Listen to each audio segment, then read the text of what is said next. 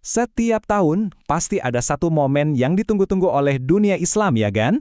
Ini tuh seperti sebuah perburuan kuno yang dimulai lagi dan lagi menandai awal bulan suci bagi miliaran orang. Inilah kisah tentang perburuan hilal, bulan sabit super tipis yang jadi penentu kapan kita mulai puasa Ramadan. Pasti banyak dari kita yang bertanya-tanya, kok tanggal awal puasa tiap tahun beda-beda ya di kalender biasa? Pertanyaannya sih kelihatannya simple, tapi jawabannya, nah itu yang akan kita bedah bareng-bareng sekarang. Nah, ini dia nih tersangka utamanya, hilal. Kelihatannya sih cuma bulan sabit biasa ya. Tapi jangan salah, ini bukan sembarang bulan sabit. Ini adalah lengkungan cahaya pertama banget yang bisa kita lihat setelah fase bulan baru. Makanya dia super tipis dan jujur susah banget ditemuin di langit senja. Jadi, prosesnya ini bukan cuma soal menoleh ke atas, lihat langit terus selesai. Oh enggak, ini adalah perpaduan keren antara tradisi, sains, dan keyakinan yang udah berjalan ratusan tahun. Benar-benar sebuah perburuan bulan tahunan yang seru. Oke, kita bahas teknisnya sedikit ya. Jadi hilal itu apa sih? Gampangnya, itu adalah bulan sabit paling pertama yang bisa dilihat mata kita setelah bulan ketemu matahari. Posisinya itu mepet banget sama cakrawala di arah barat dan munculnya cuma sebentar banget setelah matahari tenggelam. Dan yang perlu kita tahu, ini tuh bukan cuma soal Ramadan loh. Bayangin lebih dari 2 miliar orang di dunia ini, termasuk umat Islam, Tionghoa, bahkan beberapa kelompok Kristen, pakai kalender yang basisnya bulan. Jadi ini benar-benar sistem yang hidup dan mengatur ritme kehidupan banyak banget orang. Nah, di sini nih mulai serunya. Dari dulu itu, ada dua kubu atau dua metode utama buat nentuin kapan bulan baru dimulai. Dan dua-duanya ini punya pendukung yang kuat.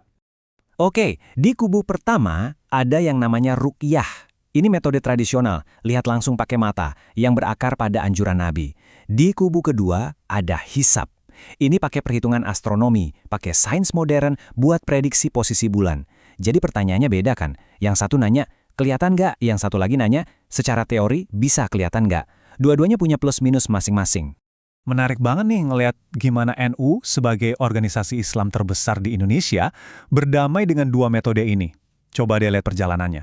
Dulu di tahun 54, mereka keras banget soal pengamatan fisik. Tapi pelan-pelan mereka mulai terbuka. Sampai puncaknya di 2021, mereka bikin keputusan keren. Kalau sains bilang hilal mustahil kelihatan karena ada di bawah ufuk, ya kesaksian orang yang aku lihat itu harus ditolak.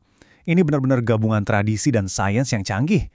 Oke, sekarang kita masuk ke bagian sainsnya. Kenapa sih nyari hilal ini susah banget? Ini bukan cuma soal mata jeli loh, tapi ada tantangan ilmiah di baliknya.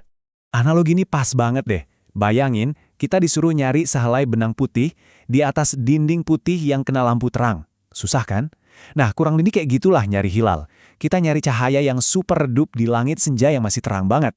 Jadi ada banyak banget musuh yang bikin para pengamat ini kesulitan. Pertama, posisinya rendah banget, mepet cakrawala. Kedua, cahayanya redup. Ketiga, langitnya masih terang. Belum lagi kalau ada polusi atau uap air. Dan yang paling parah, waktu buat ngelihatnya itu super singkat. Kadang cuma beberapa menit sebelum dia keburu tenggelam lagi. Nah, gambar ini nunjukin tantangannya dengan jelas banget. Coba lihat deh. Garis merah tebal itu cakrawala ya, batas langit dan bumi. Terus titik-titik warna-warni itu posisi bulan di berbagai kota di Indonesia. Lihat kan, semuanya ada di bawah garis merah. Artinya, secara fisik, bulan emang belum muncul sama sekali pas matahari tenggelam. Terus gimana dong caranya NU menggabungkan tradisi lihat langsung dengan data sains yang udah jelas kayak gini? Nah, mereka punya metode yang rapi dan sistematis banget. Yang ngurusin semua kerumitan ini ada tim ahlinya, namanya Lembaga Falakiyah Nahdlatul Ulama atau disingkat LFNU. Mereka lah otaknya yang menghitung, yang mengatur tim pengamat di seluruh Indonesia, sampai yang menganalisis semua laporan yang masuk. Jadi mereka nggak asal, kelihatan atau nggak kelihatan, ada syarat angkanya, ada kriterianya. Ini yang dikenal sebagai kriteria IRNU. Gampangnya ada dua syarat utama. Pertama, tingginya harus minimal 3 derajat di atas cakrawala. Buat bayangin, coba direntangkan 3 jari tangan Anda lurus ke depan, nah itu kira-kira 5 derajat. Jadi tingginya harus lebih dari itu. Kedua, jaraknya dari matahari atau elongasi harus lebih dari 6,4 derajat.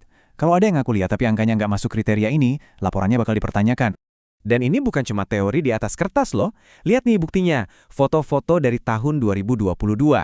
Di lokasi-lokasi yang memang memenuhi kriteria tadi, beneran dong, hilalnya berhasil difoto. Ini bukti kalau kriteria mereka itu valid dan bisa diandalkan secara ilmiah. Kalau syaratnya terpenuhi, ya hilal memang bisa kelihatan.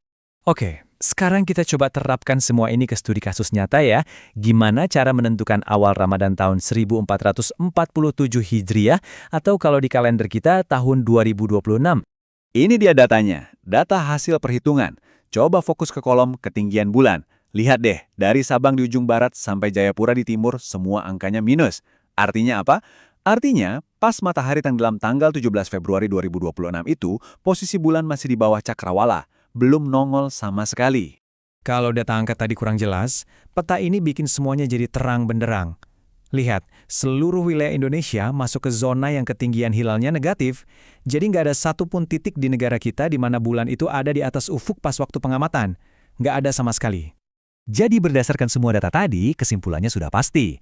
Bulan ada dalam kondisi yang dalam istilah ilmunya disebut istihalah al-ru'yah. Artinya, mustahil untuk dilihat. Gimana mau dilihat? Objeknya saja tidak ada di atas cakrawala, kan? Terus kalau sudah mustahil kelihatan, gimana? Nah, ada prosedurnya. Namanya istikmal. Gampangnya gini, karena di hari ke-29 hilal nggak kelihatan, maka bulan yang lagi jalan, yaitu bulan Syaban, umurnya digenapkan jadi 30 hari. Disempurnakan. Nah, karena bulan Sya'ban tadi umurnya jadi 30 hari, ya otomatis hari pertama Ramadan 1447 Hijriah jatuh di hari setelahnya. Jadi, kalau pakai metode ini, kita bisa perkirakan awal puasa bakal dimulai hari Kamis 19 Februari 2026.